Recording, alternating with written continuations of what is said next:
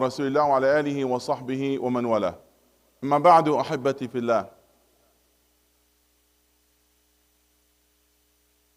It was mentioned in the book of Ibn Majah and Musnad Imam Ahmad on the authority of Abdullah Talha ibn Ubaidillah radiallahu ta'ala an. He mentioned that there are two accepted Islam at the same time. And one of them, he was hard worker and doing more compared with the other. And he participated in jihad and he was granted shahada. He was a murderer in the sake of Allah subhanahu wa ta'ala. And Talha mentioned that in the hadith that the other one, he died a year after. So he saw in his dream that as if he was at the gate of Jannah. And they called the one died later, the one he spent a year after, and they called him, now your time to enter Jannah. And then somebody from Jannah came and called the one he died as Shaheed, the one he died first. And then he came and said, not your time yet. And then he woke up. And he told the people around him, they were very surprised with this. How come the one he died as Shaheed, he will enter Jannah next? And the one he died normally, not will grant Shahada, he was admitted to Jannah first. And people start talking until that news reached the Prophet ﷺ and said, Mimma ta'jabun. Why you were amazed about that?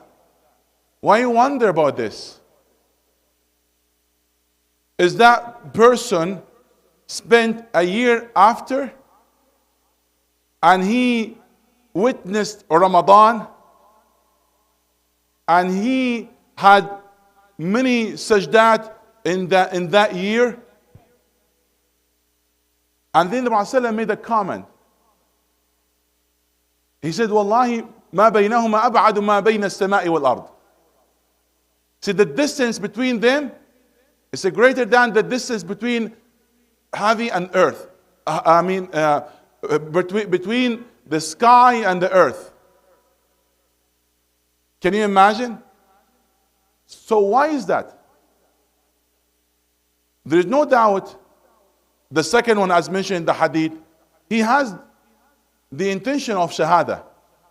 طلب الشهادة بصدق. The second one, he never died as shaheed, but he worked in the action of the heart. He had the intention to do, but at the same time, he did multiple actions. He fasted Ramadan, he made qiyamul layl, he made sajdat.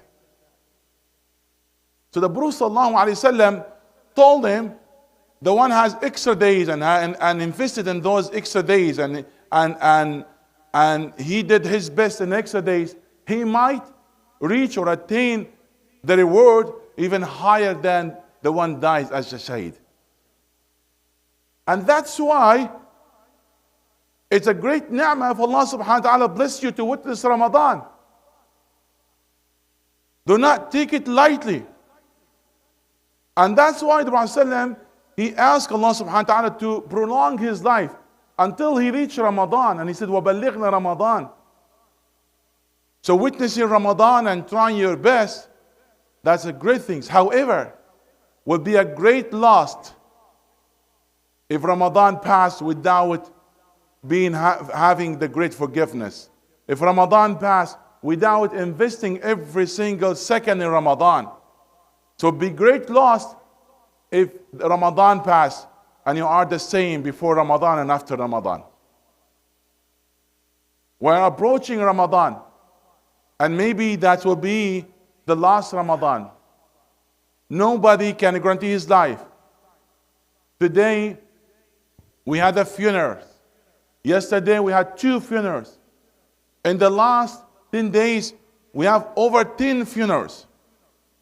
And many other people, our beloved and our relatives and our friends, died here and there. They witnessed Ramadan last year and they never know that was their last Ramadan.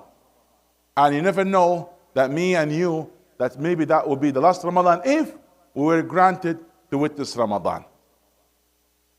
Let's invest in our time and let's do our best. Those who were granted Shahada, they wish if they come back, but they will never be granted. Those they died, they wish to come back, but that will never be granted for them. We were granted something those in the graves never be granted. We granted at this moment that we are walking and moving and we're still alive. That's Allah subhanahu wa ta'ala, a chance that given to us that to be close to Him and to please Him. When Nuh alayhi salam was given the news that nobody will believe after that declaration, إِنَّهُ لَيُؤْمِنَ مِنْ قَوْمِكَ إِلَّا مَنْ قَدْ آمَنَ. It's only those ones they believe, do not expect any other one will believe. At that moment, not out of anger, no, because he lost the hope that they will believe. So at that moment he asked Allah subhanahu wa ta'ala, لا تذر على الأرض من الكافرين ديارا. Oh Allah, do not leave any one of them stay alive after this. Because what's the point? If they will displease Allah subhanahu wa ta'ala, and it will be stronger punishment and harder, and severe punishment. But for the believer, it's different. For the believer, it's different. Every day that you cut distance to be more close to Allah subhanahu wa ta'ala. Let's do our best before we regret. Let's do our best before it's too late.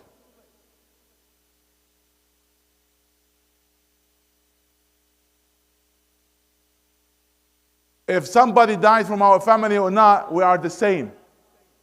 As if we are thinking that we're immune from death, and death will never come to us. And we are young and we are healthy. We have not seen in the graves that 1 day old, 10 years old, and 100 years old, all are the same. Regardless how long you are going to live and how healthy you are going to die. I know a person died because of his saliva, went to the wrong place. He's healthy, has nothing. We have seen athletic people, they are fit, they are physically fit, and they died on the field where they're playing. So do not be do not be foolish and fool yourself and say, I'm still young and healthy. You never know. And invest in your time. And if Ramadan that was granted for you, that's your chance, and consider it as if that's your last chance to be more close to Allah. May Allah subhanahu wa ta'ala guide us all, and may Allah subhanahu wa ta'ala forgive all our sins. اللهم اغفر ذنوبنا واستر عيوبنا وبلغنا في الدار مطلوبنا. اللهم نسألك العفو والعافية والمعافاة الدائمة في الدين والدنيا والآخرة. آمين. Yes. All right, after the Sunnah, inshallah, we are going to have the Sahih al-Imam Muslim dars with Dr. Ahmed.